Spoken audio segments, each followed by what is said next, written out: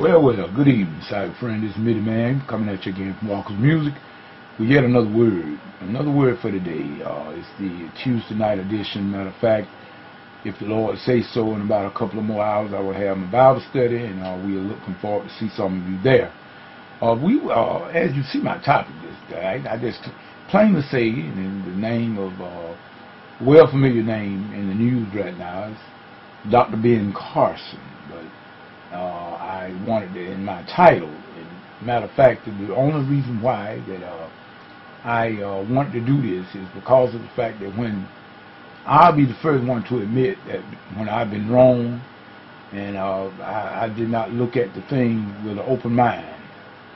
I guess because of the fact that in the light of all the political mess we've been in these here last few years, I guess it had clouded my judgment. But then I thought about it. God told us not to judge anyway. And I remember, matter of fact, I remember seeing Dr. Ben Carson in years past, about from him being, he was like the head of surgery at Johns Hopkins, in other words. And Johns Hopkins, as we know, very prestigious, one of the most prestigious hospitals in the world.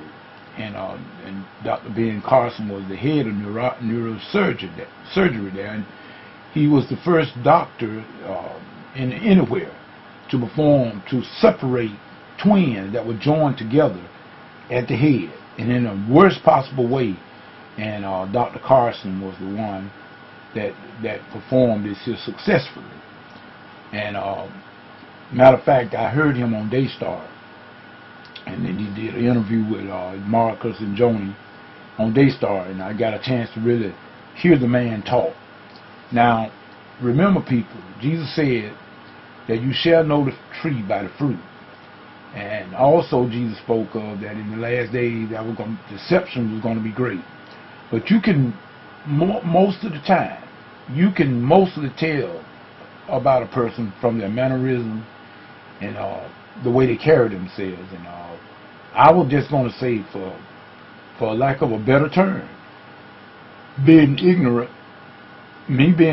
to a lot of the things, that I did not know about the man, led me to do some prejudging that I shouldn't have been doing in the first place. And I asked God to forgive me for doing that. But after I heard the man talk, and the first thing out of his mouth was giving God the glory. Now that moved me, because see, this is what I look for. This is what I look for, and as a matter of fact, this is what you should look for with anybody, not only a presidential candidate, but people, period. You should look for what comes out of their mouth and tongue. Do they give God the glory? People, if they giving God the glory, and I mean from the onset, this should tell you something about their character. Now, I understand that anybody can be deceptive. Now, I know that. People can deceive you. Because everybody that said, Lord, not going to enter in. But then again, people cannot be consistent in their attitude and in their character. And you see it doesn't change. Every time, wherever they might be, they are still giving God glory. Oh, I think something is to that, because Jesus said, you know the tree by the fruit. And I'm going to take my hat off to Dr. Ben Carson. I really am. And I'm to be honest with you, I'm tempted to dust my voter registration card off.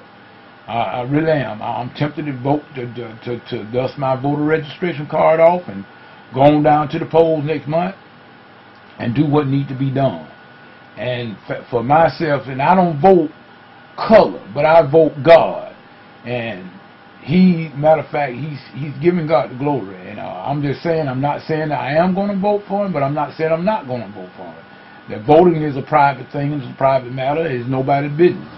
But yet and still, there are two candidates that I do like, and he is one of them, Dr. Carson, and I like Hillary.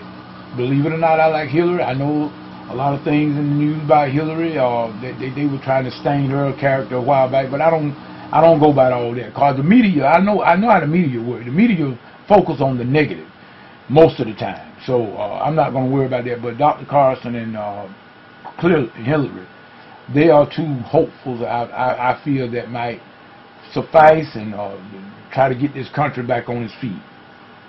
All right. And I'm talking about not only economically back on our feet, I'm talking about spiritually back on our feet most of all.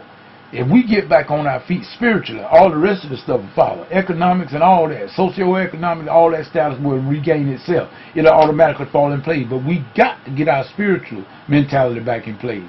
And I believe that we could do this with Dr. Ben Carson. When you got a leader that thinks the way of God, I mean totally sold out for God, then the rest of the body got to follow. In other words, you can't lead anybody nowhere you've not been. So in other words, I mean, from listening to Dr. Carson on just that little short interview, and I know that's only just a little snippet, people. I understand that, but like I say, this is not the only time I've heard him say anything. But the man always give God the glory. And when you see someone, especially from the medical field, in other words, and we know the man is famous. He's most famous for them in the medical field, but giving God the glory. Oh, it's something to that. Oh, yes, sir. It's something to that. But I say we need to still pray. Everybody, we need to still pray. We need to pray for these candidates that's running. And we're going to pray that God's will be done. That's what we're going to pray. We're going to get our little selves out the way and stop judging. Bad boy. No judging. But just pray and give God the glory. And we're going to say we're going to be praying for Dr. Carson as well as Hillary, as the rest of the candidates. God will be done in this particular election, because God knows, people, the United States of America is still, in my opinion, the greatest country in the world. And I still feel that we could really change things. We could do a turnaround. I believe that. We repent and go back to God, go back to our roots. Because our people, we were once it. Now y'all know that. The United States was once it. So we got to get back to that mentality. But the only way we're going to gain that status again is we're going to have to go back to God first. That's the number one. So with that being said, this Mitty Man, hopefully that I'll see y'all after a while in Bible study. Be listening out for old Mitty Man, and check him out. Check Mitty Man 45 on YouTube, and check me out on Blog Talk with the Bible study as well. And I'm on, look for Mitty Man on SoundCloud, and I'm all over the place. But just look for Mitty Man. More than likely, if you see Mitty Man, it's talking about myself. So with that being said, we also want to say that I was glad to hear from my former professor at Berry, Dr. Stan Pelton, one of my favorite instructors of all time. He was my mentor and everything, my composition instructor, taught me conducting and arranging composition, the whole 9 yards. And I found out today, and I tried to write him back, but my computer broke down on me, so I got to answer his email back. I found out old Dr. Stan Pelton is going to retire. After 43 years of service at Berry College, he's retiring now. I've been missing him now for over 30 years myself, just about it, being away from Berry, and but now he's going to leave Berry. He's going to retire. I found that out today. So all of you, all of my classmates, in other words, and buddies, and all of us music majors that were there during Dr. Pelton's tenure at Berry, just wanted to let y'all know that I call him the Berry Bones Man, Dr. Stan Pelton. He's going to retire after the spring semester. So, Doc, if you hear this, we just said, we still with you. And I'm going to say this here to you now. I expect double from you as for a music composition now that you're going to have so much time on your hands. With that being said, this is Mitty Man saying peace and good night.